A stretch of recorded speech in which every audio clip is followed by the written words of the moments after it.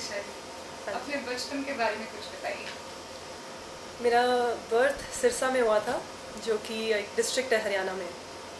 पर क्योंकि पापा की जॉब शुरू से फ़रीदाबाद में रही है, तो मैं बहुत जल्दी फ़रीदाबाद आ गई थी। फ़रीदाबाद में मैंने अपनी फर्स्ट से लेकर फोर्थ क्लास तक मैं वहीं पढ़ी हूँ। और मुझे कुछ बातें तो बहुत अच्छे से याद है अपने बचपन की, कि मैं और मेरी सिस्टर, हम लोग में बहुत प्यार था बचपन में। प्यार तो था, पर दीदी को ये अच्छा नहीं लगता था कि मैं हमेशा उनके पीछे पीछे पीछे भागती रहती थी। उनको बहुत लगता था कि मैं बड़ी हूँ तो दिशा छोटी है, वो थोड़ा मेरे फ्रेंड्स के सामने ना आए।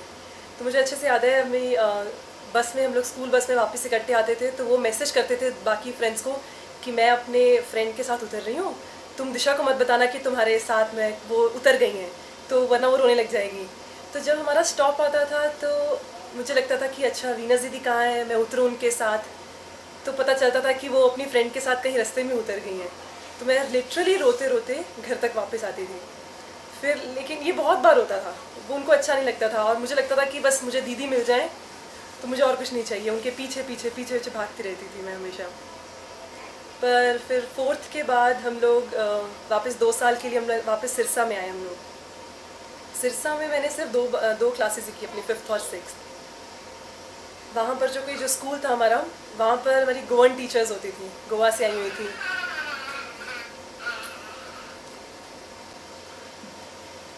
4th तक तो मैं फरीदाबाद थी।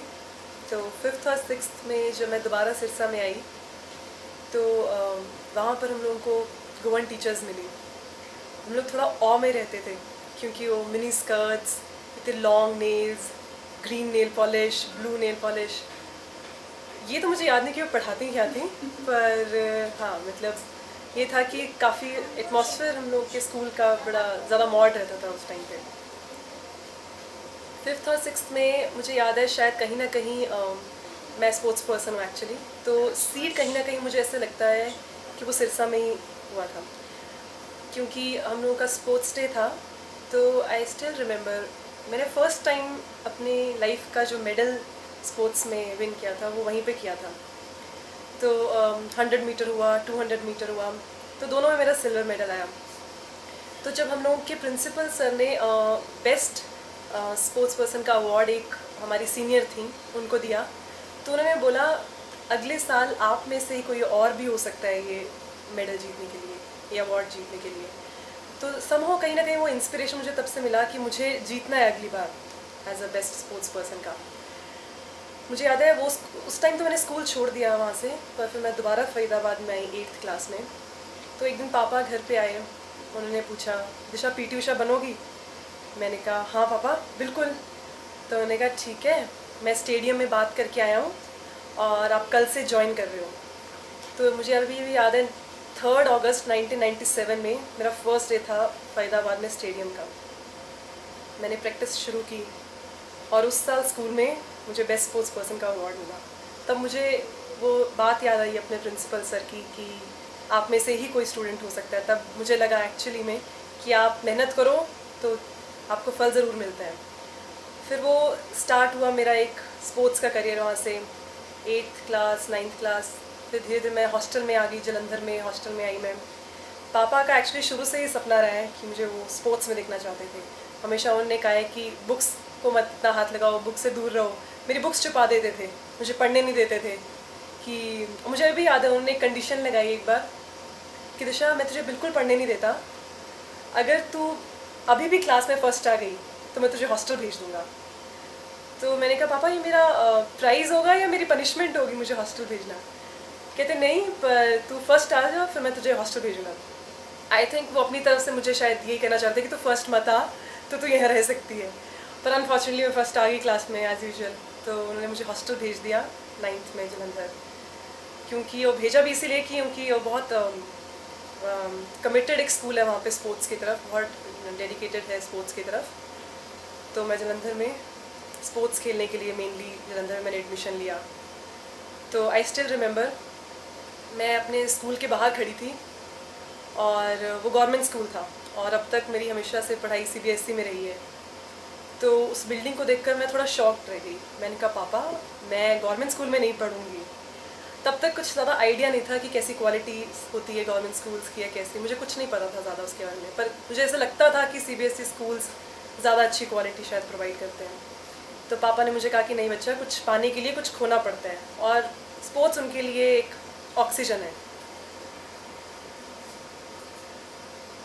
स्पोर्ट्स उनके लिए फल मिलता है। अच्छा, तो क्योंकि पापा के लिए हमेशा से स्पोर्ट्स बहुत इम्पॉर्टेंट रहा है, तो उनको लगा कि ठीक है, उसी स्कूल में भेजूंगा मैं दिशा को जहाँ पर स्पोर्ट्स को बहुत इम्पोर्टेंस दी जाती है। तो फिर इसलिए मैं 9th क्लास में स्कूल में आ गई जलंधर। मुझे याद है जलंधर के स्कूल डेज़ मुझे बहुत अच्छे से याद है, और मुझे कहीं ना कहीं लगता है कि मेरा गोल्डन पीरियड भी वहीं पर शायद गुजरा है अपने स्टूडेंट लाइफ का। हम लोग सुबह 5 बजे उठते थे, बहुत हार्ड वर्क किया मैंने एक्चुअली में। सुबह 5 बजे उठकर स्टेडियम जाते थे, फिर सुबह जब 8 बजे वापस आते थे, इतने थके टूटे आते थे, फिर क्लास जाने का मन नहीं करता था। मुझे याद है मेरी फ्रेंड्स थी जो स्पोर्ट्स में नहीं थी, वो हमेशा मुझे बोलती थी, दिशा तू चल रही है ना क्लास? मैं कहती हाँ मैं आती हूँ थोड़ी देर में, क्योंकि हम लोग स्पोर्ट्स वाले लोगों को कुछ ना कुछ थोड़ा सा टाइम का रिलैक्सेशन होता था कि वो आधा घंटा लेट आ सकते हैं क्लास में। तो उसको लालच रहता था कि मैं भी तेरे साथ लेट चलूँगी क्लास में, कोई बात नहीं। और वो आधा घंटा तो क्या लेट होता था, हम लोग बंक मार लेते थे। और बंक क्या होता था कि बाहर से रूम को लॉक करवा लेते थे, और हमारी वार्डन मैम वो पूरा राउंड पे रहती थी। तो हम लोग क्या करते थे, वो चाबी हमें बाहर छोड़ कर जानी होती थी, तो मैम आती थी और वो रूम का दरवाज़ा खोलती थी, और हम लोगों को लगता था कि अच्छा रूम का दरवाज़ा हमारा खुल रहा है, फटाफट कोई बेड के नीचे, कोई कबर्ड के अंदर, और सांस रुके होते थे कि मैम आ गई है रूम में। और मैम बस रूम खोलकर देखती थी कोई है कि नहीं, और चली जाती थी। मैं बहुत बार बची हूँ ऐसे, तो मैं हमेशा उसे बोलती थी कि अगली बार अगर तूने मुझे बंक करने के लिए कहा तो मैं प्रे करूँगी गॉड से कि मैम हमें पकड़ लें, अच्छे से डांटें, शायद तभी तो सुधरेगी। तो मुझे नहीं दिशा, अगली बार बंक नहीं करेंगे। पर मैं बता नहीं सकती कि हम कहाँ कहाँ छुपे हैं, ऊपर कहीं कबर्ड्स के अंदर, कभी कबर्ड के ऊपर, और मैम राउंड पर है, सांस हमारे रुके हुए हमेशा। पर बहुत बंक किया हम लोगों ने क्लासेस, पर डेफिनेटली इन्जॉय भी बहुत किया हम लोगों ने स्कूल डेज़ में। फिर कहते, और ऐसा होता था कि स्कूल की छुट्टियां हैं जब, तो सबको लगता था कि चलो ठीक है, और सबके पेरेंट्स आते हैं लेने बच्चों को, तो हर कोई बच्चा जो क्लोज फ्रेंड्स हैं दरवाजे पर खड़े रहते थे मेन गेट पर।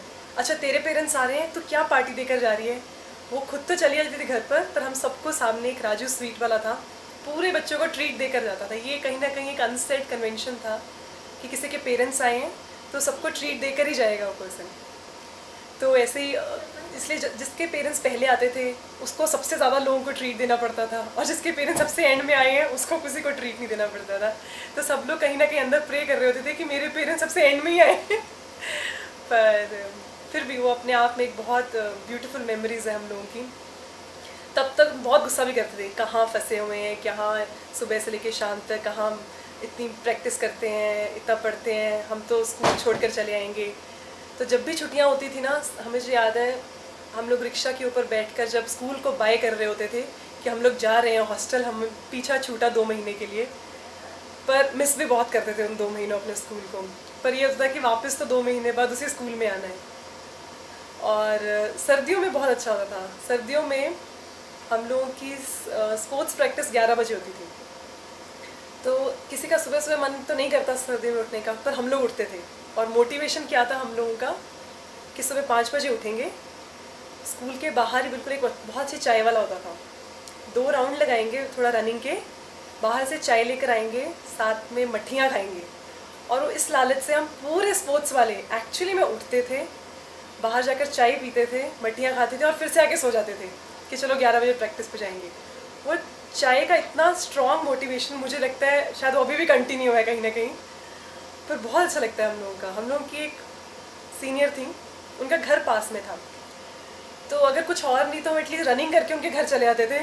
उनकी मम्मी को हम सबके लिए चाय बनानी पड़ती थी, फिर उनके घर पे चाय पीते थे हम लोग। तो इसलिए मुझे जलंधर की तो बहुत अच्छी अच्छी मेमोरीज़ याद है, मतलब मुझे बहुत पसंद है अपना जलंधर का टाइम। 12th के बाद बस फिर मैंने वो स्कूल छोड़ा।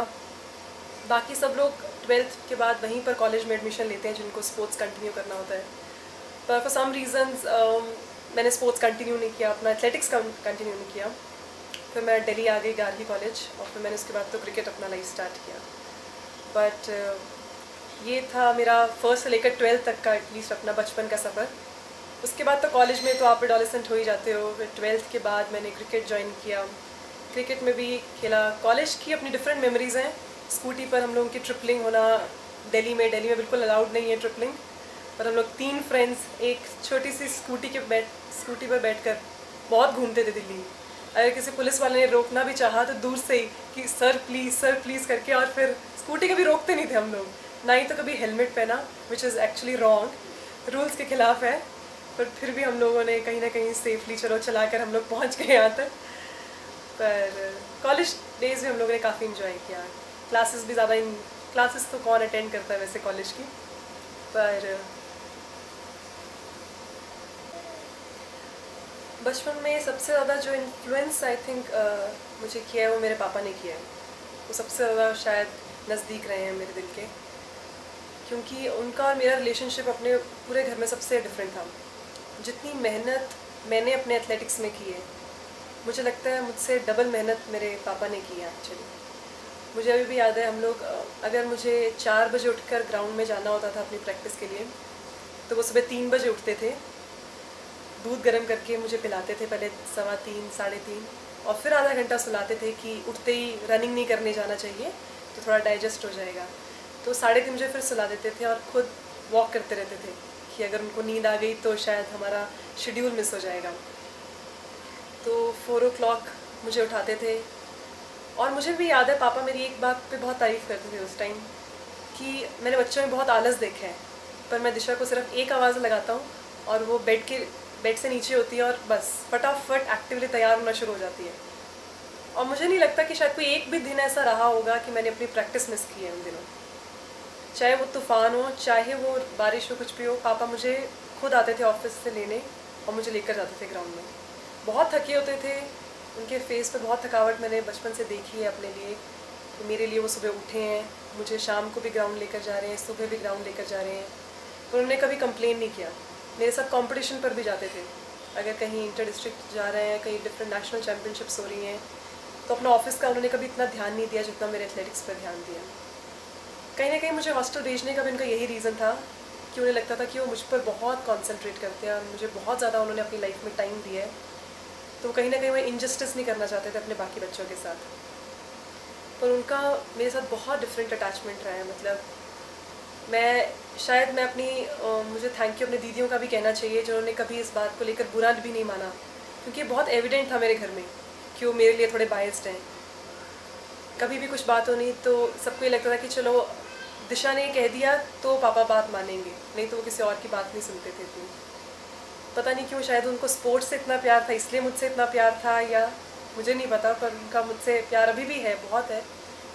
मुझे याद है छोटे होते एक बार मैंने वर्ल्ड का मैप देख रही थी मैं, तो मैंने पापा को बोला कि पापा मुझे ये वर्ल्ड देखना है। तो पापा ने कहा कि बेटा ये वर्ल्ड आपको पता है बना क्यों है? ये बना इसीलिए ताकि आप इसे देख सको। तो मुझे बहुत पुरानी बात है डेफिनेटली, पर जो मुझे लगता है कि वो छोटी छोटी चीज़ें हैं जो आपके दिल पर बहुत असर कर जाती हैं। जो कोई बात कहता है शायद उनको ये रियलाइज़ नहीं होता, तो जो बात सुन रहा होता है उसके बाद बहुत फील हो जाती है। और छोटी छोटी ऐसी चीज़ें जो आपको बहुत ऑप्टिमिस्टिक कर देती हैं लाइफ में।